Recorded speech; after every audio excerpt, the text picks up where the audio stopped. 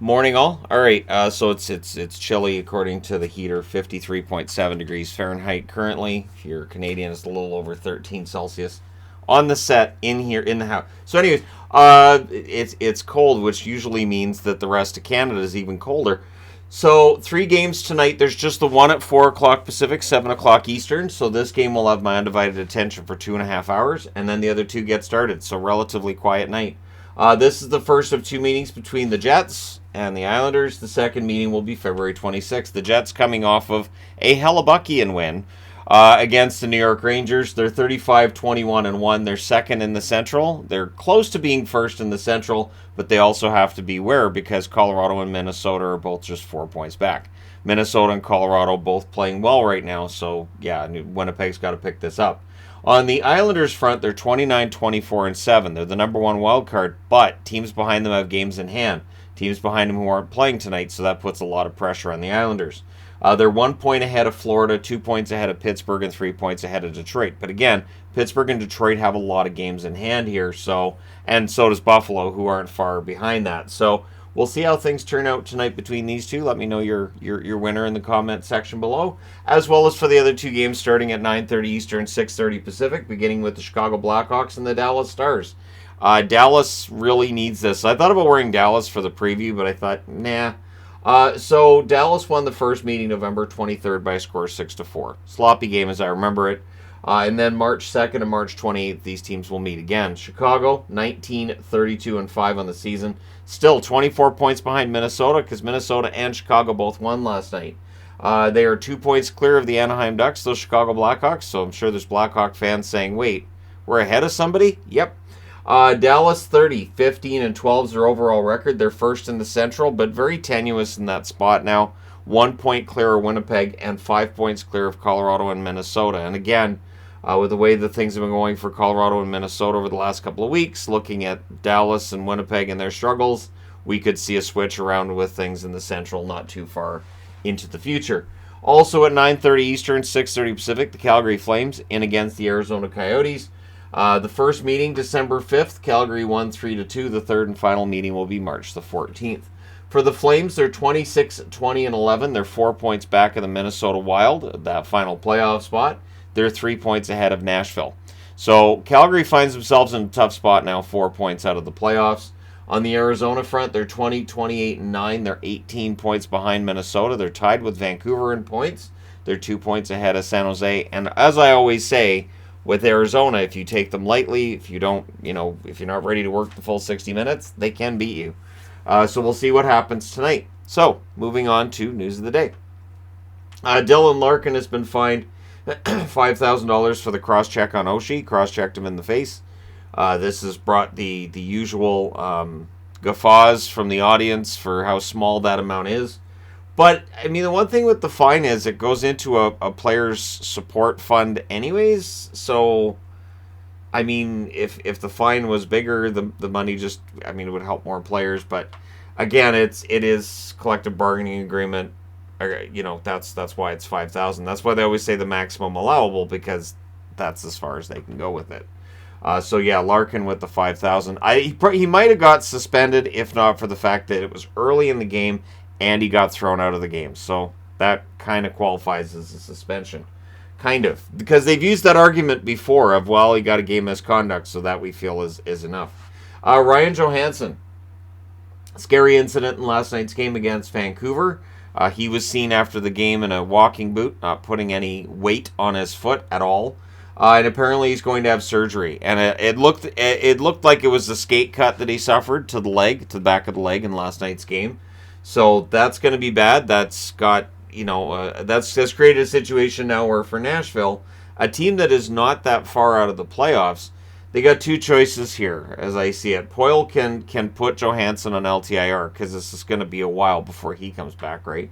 Whatever damage they're repairing with surgery, I would assume today or tomorrow at the latest, whatever surgery is repairing, it's going to be a while before he's ready to skate and play again. So you could put him on LTIR, and you could then look at maybe picking something up at the deadline, or there are some Preds fans who are saying, good, now we can sell. This should convince them to sell at the deadline, and then it becomes a question of who are you selling.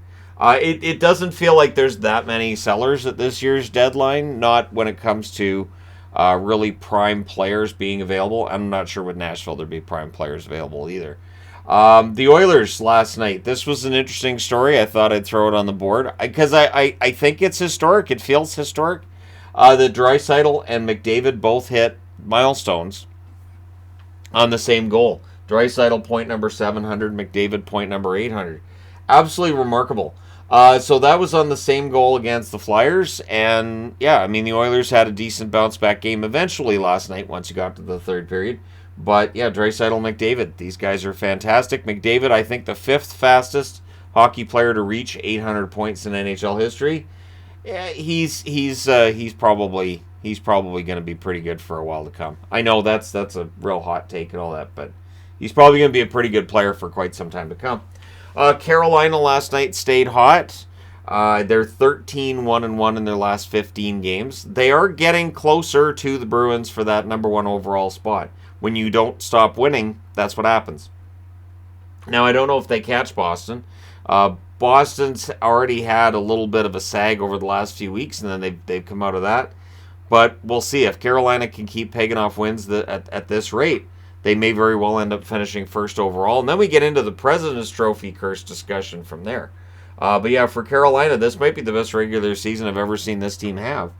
The NHL announcing today that they're creating NHL Street, which is going to be a North American Youth Hockey League for ages 6 to 16. Good. That's fantastic for people who want to sign up. They have sign-ups that are available now. And I think this is going to be really popular. It's starting in Austin, Texas, Boston, Massachusetts, Edmonton, Alberta, Pittsburgh, Pennsylvania, Winnipeg, Manitoba, and Vancouver, BC. So not far from me here, and I think that's going to be great. I think it'll be great to see kids sign up for that. Street hockey is a really good way to be introduced to hockey.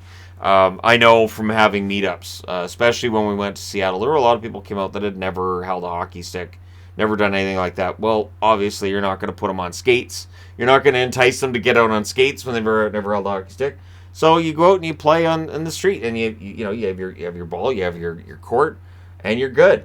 So I think this is a really good move on the NHL's behalf.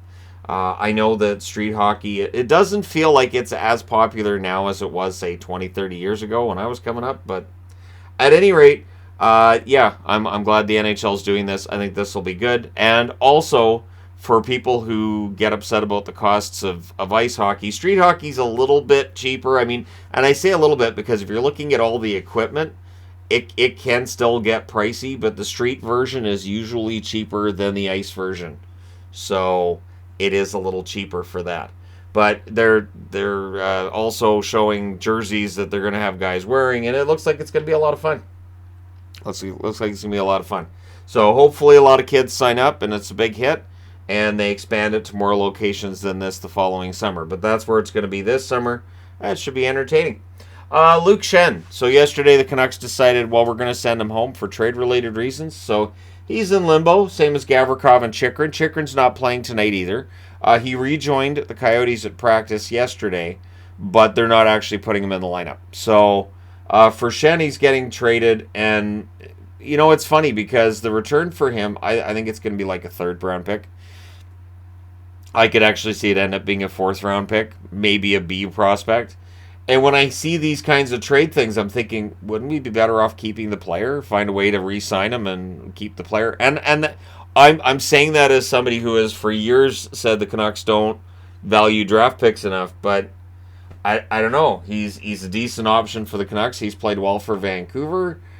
I think that holding on to him for another year or two, because again, a fourth-round pick, I mean that's fine and everything, but we'll see. We'll see what the return is for Luke Schenn.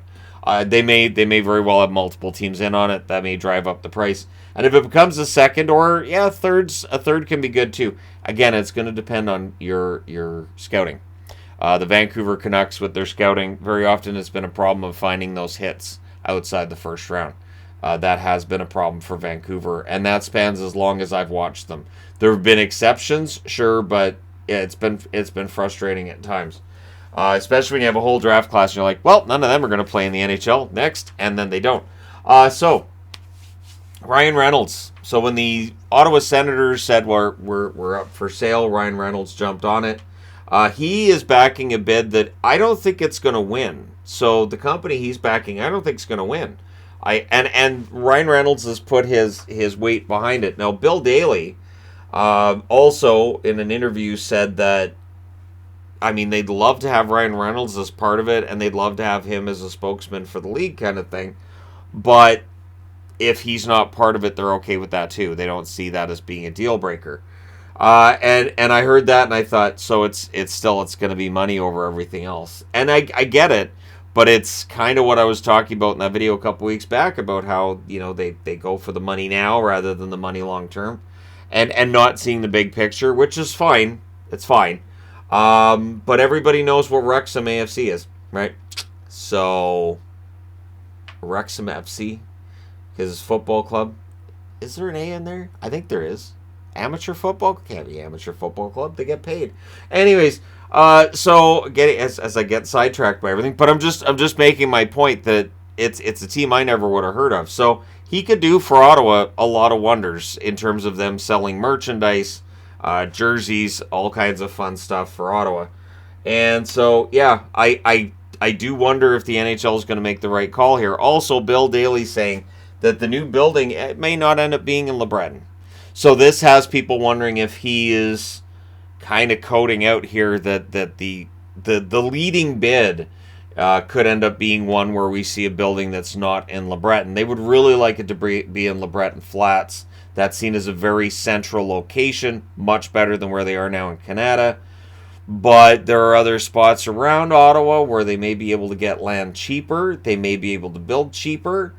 And there may be some way to make that work where they actually end up with more space. It costs them less, and it could still work from a central downtown accessibility standpoint.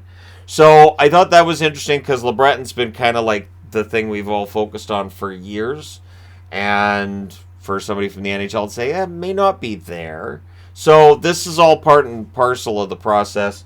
The Sens could sell for, and again, Bill Daly saying it could be $1 billion, it could end up being $1 billion or higher. So the $800 million price tag, it may end up being $1 billion by the end of this, which feels like it's a lot of money for the Sens, but hockey teams are worth a lot of money. Now, finishing off with a positive note here, if you're a Caps fan, the Caps have lost 5 games in a row. The good news is Ovechkin is back. He's rejoined the team.